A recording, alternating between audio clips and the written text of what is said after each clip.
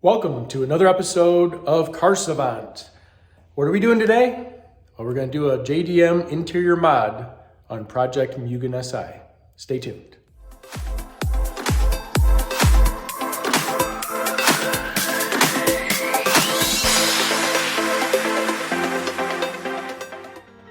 So again, welcome to another episode of Car Savant. Glad to have you along on this project that we're doing on the Mugen SI. And today we're doing a simple interior modification. Is it the best modification that you can do for 150 bucks on the interior of this? Well, that's to be debated, but it's a darn good one. For only 150 bucks, you can upgrade and make the inside of this look much, much better. So what are we doing? Well, let me show you. So here's what we're going to be installing today. This is the JDM Engine start button for the 8th generation Civic. And we're going to be installing this on our 2008 Mugen SI. Now here's a key portion of this install, a custom-made wiring harness.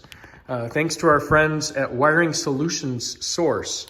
So they make this plug-and-play harness that will make the job much easier, also make the job reversible if you ever want to go back to stock, and just an all-around key portion of this install. The other two parts are actually Honda OEM parts, Japanese spec parts. The first is the actual engine start button that you can kind of see in there a little bit. Here's the part number 35885 SNWJ01. Now there's a lot of vendors that sell this, and so it's up to you who you want to go through. There's a bunch of different ones on eBay. So I'd recommend just to go there. That's where I picked that up at one of the great vendors on eBay. And also here is the surround piece. Now in this blank piece, this is where you'll put your OEM traction control button, which we'll show a little bit later. And then in the round portion, the new engine start button. So as you can see here, this is another OEM Japanese spec part, 35886 SNWJ01. Now, all of these parts, you should not really spend any more than $150 or so. So it's a relatively cheap modification, but it's one that will provide a nice update to the inside of this interior. So we're on the inside of the car now, and you see this lower piece here. This piece can simply be pulled out. Let's give it a good pull, and it comes right out. There you have it. So once you remove that lower piece, that will give you access to remove this upper piece to give you access to behind where the buttons are. And that also gives you access to this one Phillips head screw right here that you can take right out, and that will get the gauge cluster surround trim off. So once you get this screw out right here, comes right out easily. That will give you access to this upper piece. Just give it a little pull.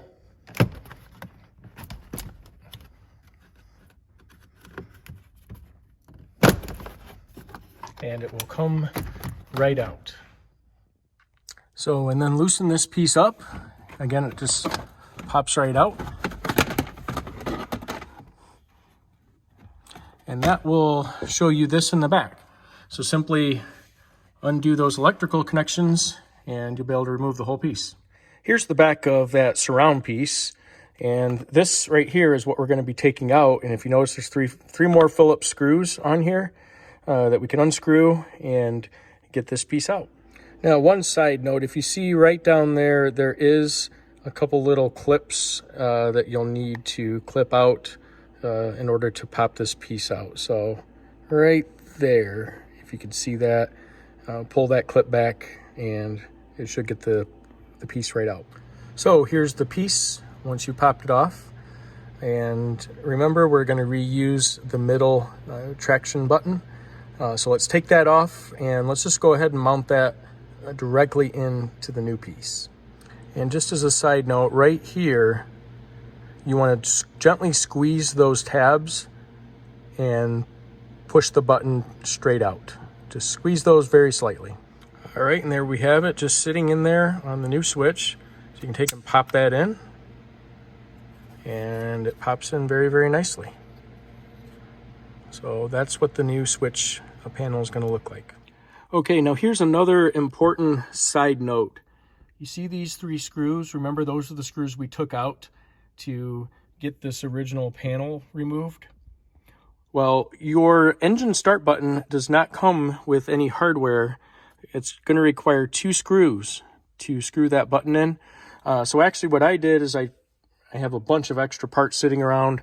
I got 2 more screws that match these screws, and I'm going to use those to screw this button in. So I don't have a part number for them. Probably any screw like that would work, but basically they look just like this. Something just like that will work nicely to attach the button. So there you have it. There's the new switch panel, and if you see on the back, that's how the screw should look once you have that in. So let's get this harness installed now. So I forgot to mention earlier, you're also going to want to remove this piece right here, which has 2 Phillips head screws in the top part, and then 1 little bit bigger Phillips screw on the bottom. So that's kind of the screws right there that need to come out for that to pop down. And I was just looking at my piece, and with this restoration, I'll probably end up ordering a new one. It's a little bit scratched and slightly beat up. I know it's magnified in the spotlight, but I think I will replace that piece while I'm at it. So this is what it's going to look like once you get that cover off.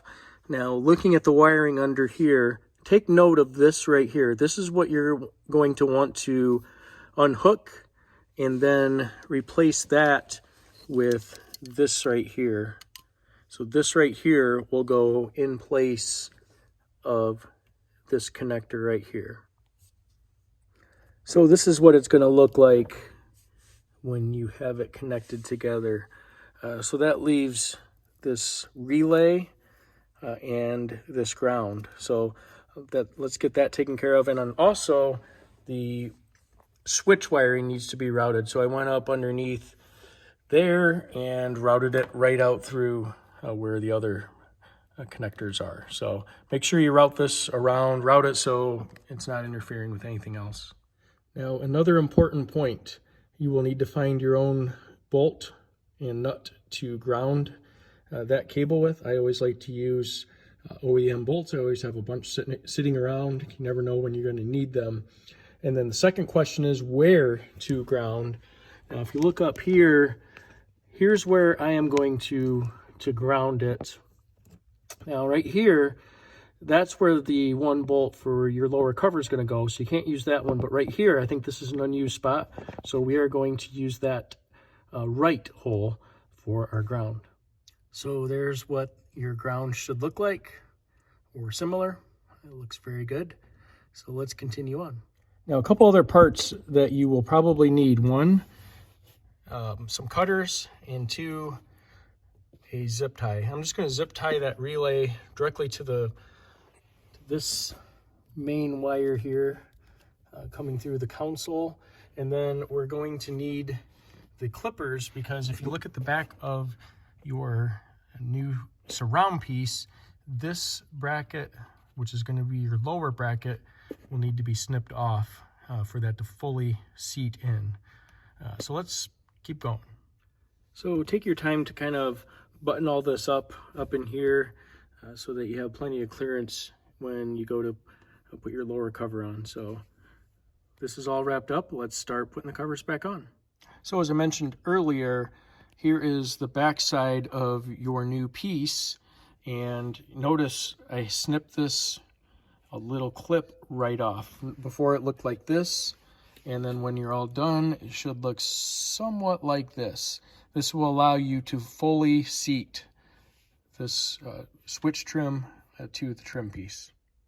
So there we have the lower and the upper pieces on. Now right now might not be a bad time to connect this before you put everything back together, just to make sure that it's going to work. Now, how do you start it with the engine start button? Well, obviously you push in the clutch just like you normally would, put your key to the on position, and then simply Push the engine start. Let's see if it works. Yeah, works just fine. So here we have it mounted on the gauge surround.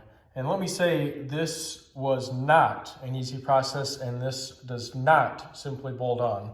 Let me show you how I did it. I've seen it done quite a few different ways, but here's how I did it. So you're going to have to trim this area right here off with a Dremel, in addition to trimming this little portion right here. Then you can clip it in the top, you can clip it in the bottom.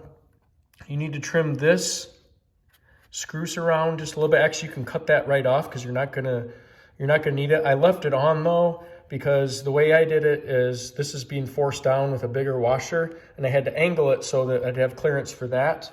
And then on the other side, it's forced down with another washer. So it's very, very solid in there, and it's going to work very, very well. But there's a variety of different ways to do it, but definitely know that it cannot simply be bolted on. So let's take and get this whole piece and get it in the car.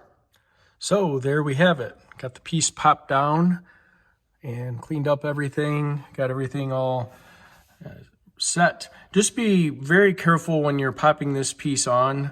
Make sure everything looks okay around the engine start trim piece, and make sure that it's very solidly placed in there. There you have it. A great use of $150 for interior mods on the 8th generation Civic, and should be a nice, very subtle touch. And I'm still working on a bunch more stuff on the car. Got a short shifter coming and a few other interior improvements. So stay tuned for more on that. And one final quick comment. Give yourself about an hour or so to do this job, taking your time. And only tools you're going to need are a Phillips screwdriver, 10mm socket, if you use that style of bolt to do the grounding, and then also a Dremel to modify the housing. And then don't forget, you're going to need to pick up a couple screws as well to attach the unit down. So there you have it. Hope you enjoyed this how-to video. We definitely have more to come. And if you haven't already, please feel free to comment, subscribe to our channel if you haven't already done so, and we really appreciate it. So see you next time. Take care. See ya.